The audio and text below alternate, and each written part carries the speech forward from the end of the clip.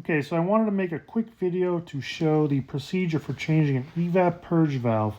I'm going to show this process on my 2017 Chevy Traverse, but this is also going to apply to many other GM vehicles that have the 3.6 liter V6. So one of the more common failure points on the Chevy Traverse is this Evap Purge valve. It's easy to replace, it's located on top of the engine, and this part is relatively cheap, usually sells for around $20 to $30.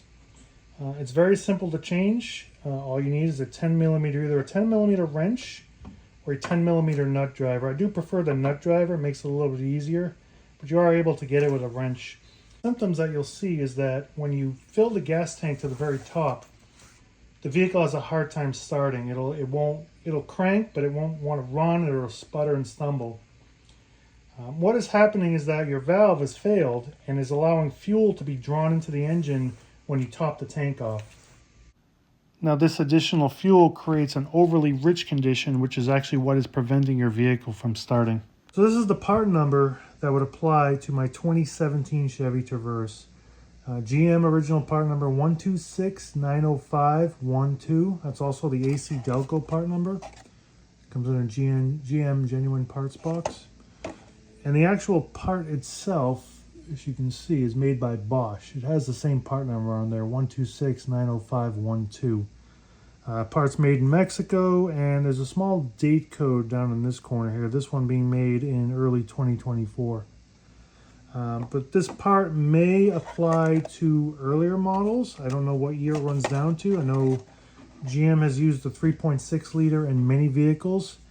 So you may want to look up this part number and see if it applies to your vehicle. I believe 2018 and later use a slightly different valve, but the construction is pretty much the same. You're going to have one bolt to actually hold the unit on, and then an O-ring here for seal, one simple electrical connector, and then a push-to-click vacuum connection here. What you want to do when you suspect that your purge valve is wrong is to avoid topping the tank off, and by that I mean not going past when it clicks off, or even when you start to hear the tone change when your gas level is coming up. Stop filling it off, stop filling the vehicle right then and there, and just, that's it, leave it there. That'll help avoid drawing fuel in until you get this replaced. So one final note before we begin the install is that if you do find yourself with a bad purge valve and you are struggling to start the engine at times, you can try this to see if it'll allow you to start. There's usually a procedure with fuel-injected vehicles where if you press the accelerator pedal down and crank the vehicle, it disables the fuel injectors. What it's doing is going to flood clear mode, which helps clear out any additional fuel that may be in the engine that's preventing it to start due to a rich condition. So in this case, with the Evap Purge failed, pulling in extra fuel, you can try this method here to see if it'll allow you to start the vehicle and drive it so that you can bring the fuel level down. This is only a stopgap measure if it does work. Ultimately, you want to replace the purge valve, but keep in mind to avoid topping the gas tank off in the meantime until you get around to doing that. That'll prevent you from experiencing this stalling out and failure to start issue. So this is pretty straightforward. First thing you need to do is take your cover off. Now to do that, you want to unscrew your oil fill cap. Gently put that aside. And then you just give this kind of a quick tug on each end. That comes out like that. Now I would recommend just going ahead and putting your oil fill cap back on for the meantime.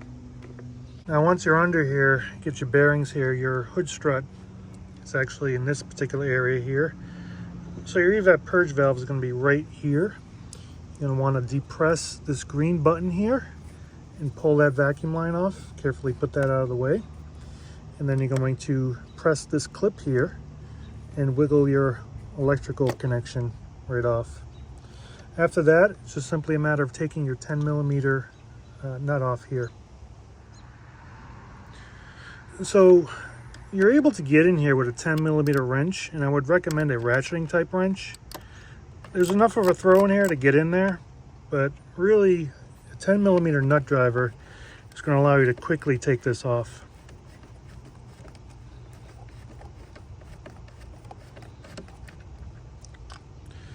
Once you have it loose, you're just simply going to wiggle that off, and it comes out just like that.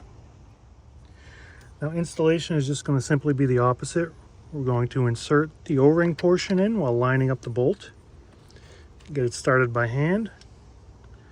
And then we can come in here with our nut driver and tighten that down all the way.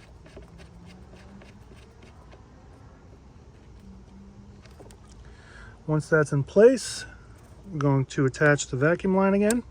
It'll be a positive click. And then we can go ahead and install the electrical connector. And that's it. So engine cover install, we're going to remove the oil cap that we installed. Set that aside. And we're going to align the cover with these particular studs here. You can use the oil fill neck as a guide. When you have that in position, simply press it down. You'll hear positive clicks. Go ahead and insert your oil fill cap, and you are all set. That's the complete job. And that's going to do it for this video. Hopefully this gives you a sense of what the job entails so that you can determine for yourself if it's in your abilities to change out the Evap Purge valve. Now, one thing I didn't touch upon in this video is if there is a check engine light due to this. Sometimes when you replace a valve and it begins to function, this may disappear. Other times you may have to get a cheap OBD2 scan tool and erase the code, reset it, etc. So make sure you go ahead and do that. But thank you very much for watching.